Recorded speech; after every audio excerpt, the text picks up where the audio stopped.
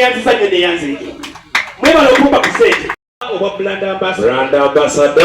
zino nze kojja nze okwange ngumale abakulu tubaleetedde pikipiki ya Honda gavumenti nze bodaboda nyimazeemu emyaka 16 ngenda mu 17 kuba natandika 29 buli ali awo nga yatandika boda 29 ebennasangamu oba tolina kyofunye mu boda essaawa eno ng'oli wano ekyetweyongerayo omwaka gumu 2 era n'otabaako boda giveemu dduka funa omulimu omulala mbabuulira mazima lwaki mbabuulira nze wendi olwaleero sikya boda ngivuga ng'abasaabaze mbafuna naye sikyali nnyo okuwasiira ku basaabaze kubanga ffe ng'abakulembeze abasuumuseemu ezaffe ziri mu betukulembera nze olwaleero sikyali kulya ku ssente za sako naye ate ezange nawe zijjo Central Division tejja kwanguyira kusevinga mugende Goma ssente gyeziri wotuuka ne bagaana oba okukuwola pikipiki nga gy'ofunyi gy'oyagadde kubanga tesaawa eno ngenda babulya lwaki twasazeewo okugula piki ssente ntono naye naffe ng'abakulembeze mubaddemu bye tulaba netugamba ssente zino ezinazitaawo ziwa ziyinza obutakola bulungi kubanga tuzzenga ng'abamu tubikola so sakoyoze ezo ekyomukisa omulungi nti n'esako 6 zonna ezimu ziba nezibuzaako biwandiiko endala zigenda kuweebwa ssente naye nga mukimanyi tukyali mu byabufuzi pulezidenti alina waasobola kulabika nti agabira ekintu kyonna oguba musango gwa nnaggomola abaguliridde abalonzi so era n'endala ezannabawandiisibwa nakutereezebwa zigenda kutereezebwa nazo zijje ate okukola obulungi tibanaba baziwa ziri ate zino ze baasooka bazongeramu ekyokugeza mulimu abaani wano nga bafuna ssente za parish development model muzimanyi muzeeyi yazongeddeyo ez'emyoga ezaffe twakola obulungi wano mu municipality kuba batuwa $3 chairman $3 twakola obulungi ne batwongera $20 naye ssente ezo zaawolebwa chairman wange Kakumba ye vice ow'eggoma ye chairman waffe zaawolebwa naye era abamu bakyali eyo beekisitiza baganya okukola ki okuziiza kitegeeza olwaleero tuli mu kulonkinga pikipiki naddala buli sako kubanga mukolo twafuna omukisa twafuna sakozi ennya ezo olwaleero tuli mu mukono sente ebakanyiza nti kampani zonna otwamba kufuna pikipiki tugamba okufuna sente tugamba tugule pikipiki era nga pulezidenti yatugamba nti twamuloopera kanukagulante etukkiriziganya nti abavuzi baffe tufune sente tugule pikipiki netukkanya olunaku lwolwaleero tuzifune kampani zonna zetwagulayo naye ate buli sako enokola lonki yaayo kakasa abavuzi baayo kubanga sako zetwazigula nga twetaaga buli muntu asevingira awantu wamanyi nti wano wemanyi segi yange ezimukono Central Division sobola okugenda wakiyamanisiwa nensevinga n'abeggoma n'awala soka tuba tuli mu kulonkinga era piki zireeteddwa era mu kuleetebwa zigenda weebwa abavuzi abo bennyininyini abawansi ku masiteegi kubanga zino ssente za wa musopeezi yatuwaako naye ate twafuna omukisa okulabika tuzifuna balike nga tuyamba bannaffe bangi abadde babatwalako pikipiki zaabwe so olwaleero tuli mu mukono Central Division era ezirookinze bagenda bazifune bazivugira ababoda so nze ndi mukoola wa boda ali emukono oyagala olabika nti weeyunga ku nkulaakulana eyo ekisooka noonya sako yonna gy'oyagala oba eri mu Goma oba eri mukono Central Division bagambe kyemalisi tukuwera nsirise jje newandiise wano owandiisa kwa layisi mutwalo gumu gwa Uganda n'ogulayo emigabo 2 emitwalo 6 naye notandika okusevinga muweze emitwalo 3 initial deposit oba ssente zotandika ku pikipiki akuwe pikipiki ey'ekika kyonna gy'oyagala kubanga zonna tuzirina tusuubira nti ezo pikipiki zigenda kubaweebwa omwaka gumu n'omwaka ogumu n'ekitundu basobole okulabika nti basasula piki ssente zitawera na $7 million kubanga pikipiki zi $5.5 million netusaanidde okugamba nti abatekemu amagoba amatiri bazijjukire ebbanga ttono zisobole okuba nga ziggwayo so mbakoola bukooyi bajoyininga esako zino beyagalire mu kulaakulanya eggwanga lyabwe ate ku ssente yaabwe yennyini. saidi y'abannaffe abo bali mu mulimu bannabyabufuzi bagenda ne babakozesa naye mu bakozesa baabwe emyezi 2-3 gigenda okuggwako ng'owa booda gye balira mu maaso mujja balaba singa tunaasobola okulalika mu mbalo mujja balaba nga abamu pikipiki abagagga bazibajjako abalala baalabika nti zaabakuba ebigo ne batafiibwa zekukoola mukoozi gwe wa booda ali eyo nti essaawa eno nga toneeyunga ku munnabyabufuzi obakuwadde emitwalo 2 egy'olunaku joininga sakoyo kubanga essaawa egenda tutuuka nga ebyobufuzi ye gw'otaddeyo afunye naye ate gwe emyaka 5 oba emyaka 3 ojja kuba tolina kyofunyeeko so mbakoola nga mbagamba nti bajoiningi naye ate okulaba nga mulondamu genda woogenda atlisti ng'omanyi nti gwe ogenza obbawerekera naye nga sakoyo erina kyeyafunye bw'onaavao n'okomawo mu sako gyasobola okyewola osobole okwekulaakulanyizaako so kati wanade weŋŋambira bannabyabufuzi ti abantu bemukozesa oluusi mubasiba akatambaala mu maaso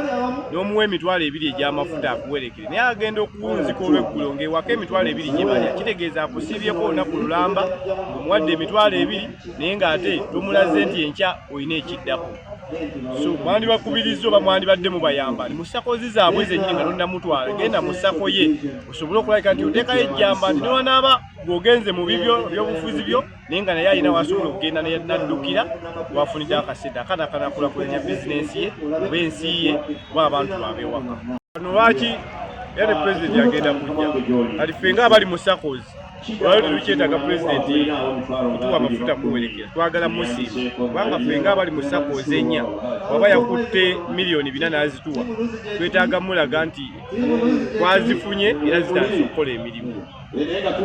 wetuli so kati twabo bennyininyini ababooda abali awo nze kinnandibasabye kulabika nti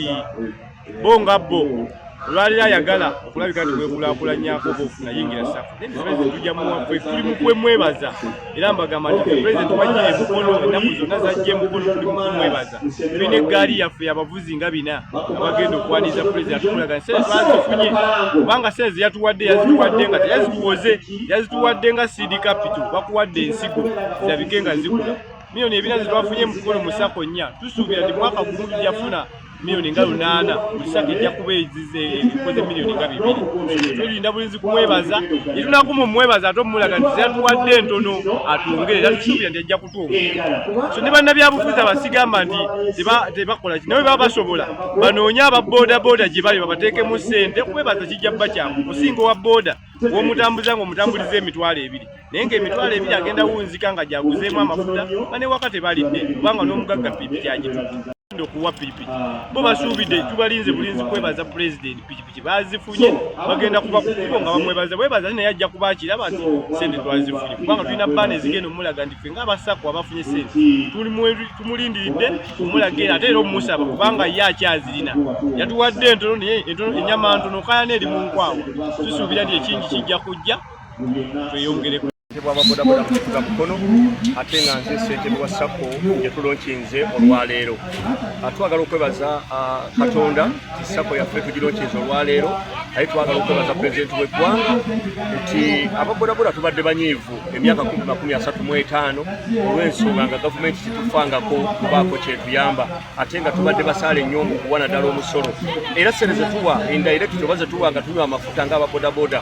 zibadde ensaale nnyo mu kusasula abakozi ba gavumenti n'okukola emirimu egy'eggwanga naye olwaleero twebaza katonda nti pulezidenti yasimye oba n'atujjukira n'atuwa ssente mu sako zaffe nga bodaboda ezaweerera ddala sako 12 nga neyaffe ey'emukono mweziri so kati lwali tubadde tulonkinga sako zino n'okutegeeza bannaffe be tukola nabo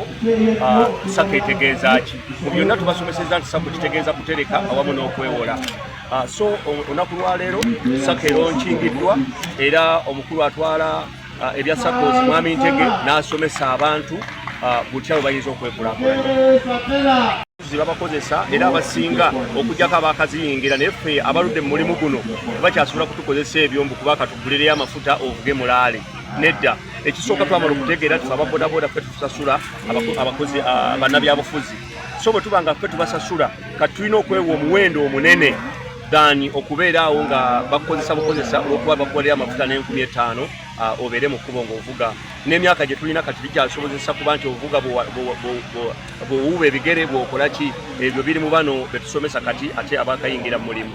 Amagezi ge tuwa ababodaboda naddala kati abo abakyakozesebwa mu mbeera efaanana bw'etyo nti obulamu kye kisinga obukulu. Buli lw'obeera ku kkubo okwo oteekwa okuba nga obulamu bwo obuwa ekitiibwa. Bonnabyabufuzi ne babeera bakuwambye ne babeera bakusibye ye asigala agenda mu maaso naye ggwe famire yo naawe ng'omuntu obulamu bwo bubeera mu katyabaga. So tubawa amagezi nti mulina okwebeereramu ekituufu okirabe nga kyekituufu ekyali kituufu okireke. Atuwadde ssente ababodaboda abasinga babadde balowooza nti pulezidenti atuwadde ssente za kulya oba aziwadde buli wa bodaboda ali ku stage apaakinze buli wayagala. Nedda, ssente zino His Excellency the President of Uganda Yoweri Kaguta Museveni yazisindise mu SACCOs era bwe yali e Kololo yazironkinga n'aga nti ssente SACCO mbawadde ssente mu SACCO ne bamuloopera His Excellency ssente n'abuuza ssente zasooka zakola zitya ne bamugamba nti ssente zasooka waziwa abantu abakyamu abataali batuufu ne bazibba. Kati n'agamba nti kale okunoonyereza kakutandike. Kati zino yagambye abanaazizannyiramu agenda kubeera nga abasiba. So naffe betugenda okuziwa oba betugenda okukolamu enkulaakulana tetugenda kubakkiriza kuzikwata mu ngalo nga balowooza ti pulezidenti olw'okuba tuli mu mbeera ya bya bululu yatuwadde ssente za kulya. Ssente yatuwadde za kwekulaakulanya kubeera nga ono bw'azikozesa ate zigenda ne ku mulala ziyambe n'abalala bonna. Nze Secretary General wa bodaboda mu Mukono District ate ng'era nze chairperson wa SACCO eya bodaboda ya Mukono District. Olunaku lwa leero tuli basanyufu tugenda mu maaso n'enkola yaffe ey'okutongoza SACCO ez'enjawulo ezaafuna obuyambi oba kiyite grant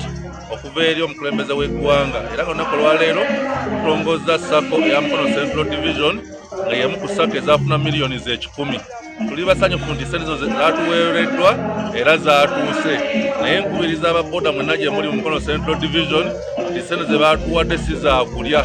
wabula twazze n'enkola twakabiira omukulembeze w'eggwanga nga tumugamba nti nno batuseera pikipiki.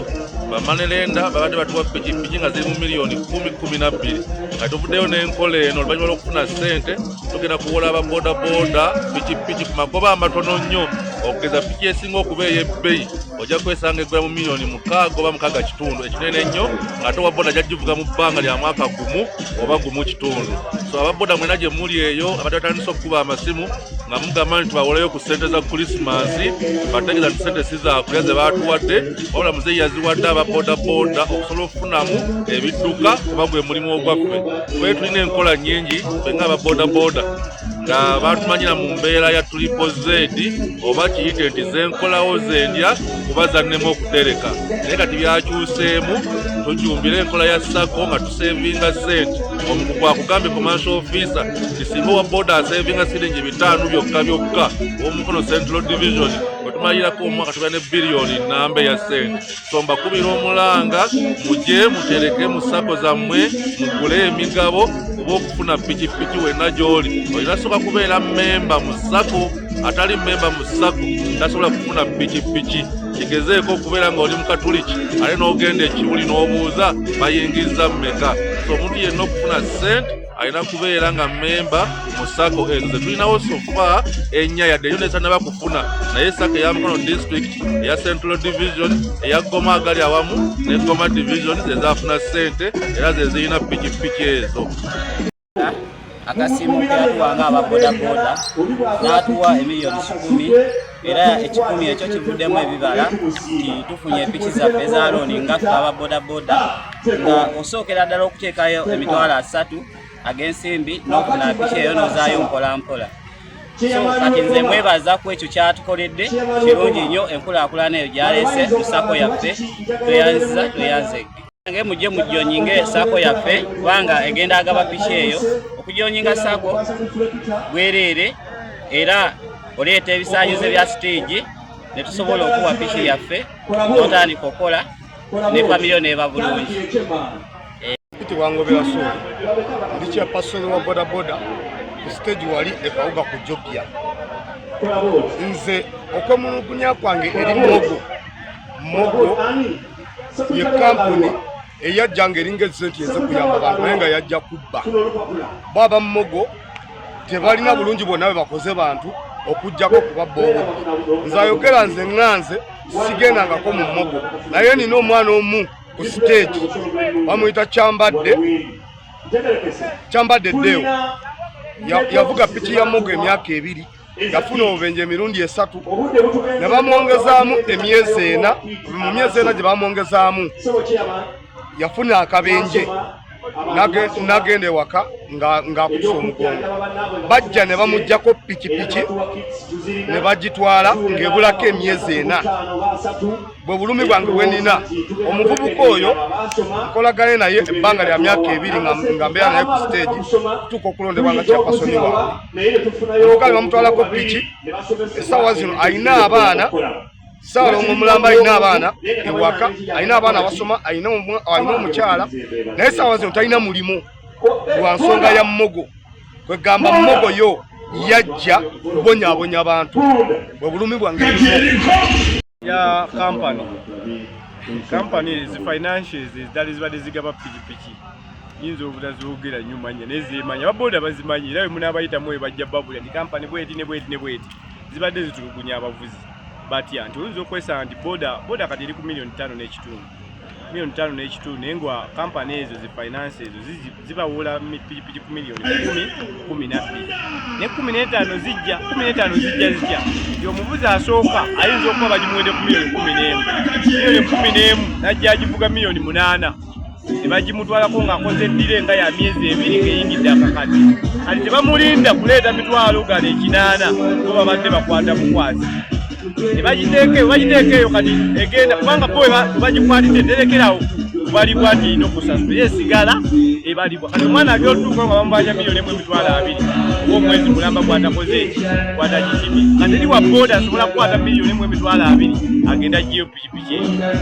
kati newesanga bagiwa omuntu omulala okugiwa omuntu omulala ne bamugamba nti agenda givuga $6,000,000 kubanga eba yakoze eki eba yakozeeko pikipiki ezo zizze nga abavuzi bakomplaininga naye ng'era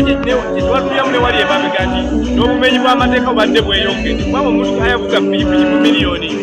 12 n'avugako 9 n'ogimuggyako nasigala kyekimu ayina okuteeka ono omulala ayagitwala kuba bo baba baziraba era bazimanya nti yali piki yaabwe so ekyo kyokka kituyambye nnyo era nze nebaza pulezidenti kino kyeyatandika okukola kigenda tukuwa entandikwa nnene nnyo okulabika buli mwezi nga sako zino zebawa sente zigenda bazigabaliza kuba twatandise okwogerezeganya ne kampani ezigaba bugabi piki nga Honda 129 manya Honda ne TPS n'amala kampani zigaba bugabi piki ezikola zigenda ziwa sakozi zaffe loonizi ate looni eyo yeri afode mu muvuzi waffe kuba tegenda bbanga tesukka $7,000,000 olaba nti eyo nnungi nnyo n'omuvuzi asobola ogivugira mwaka gumu n'abaako kyakola